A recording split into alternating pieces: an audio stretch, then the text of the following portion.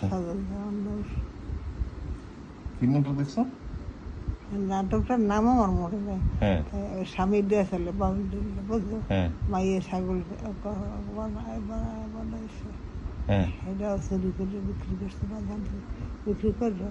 ওরা যে টাকা পাইছে না, ছাগল বিক্রির টাকা হাইডে আসাদুজ্জামান নূর বেচছে, এই টাকা খাইয়ে লইয়া সবার মুখ টুক পুষে মানে যায়।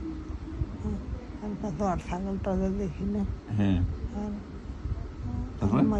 মাইয়ে তো মাইয়ে আর কি বলছে যে বাপের জন্য বাপের ছাগলটা নিছে, হ্যাঁ বাপের দিকেই দেখা দরকার থাকবো বা ছাগল গাছে যাক, তোর আমার বাপটা ভালো হোক, হ্যাঁ ছাগল গাছে যাও, আমার বাপটা ভালো হোক, হ্যাঁ মেয়ে আমার ভাই তারপরে?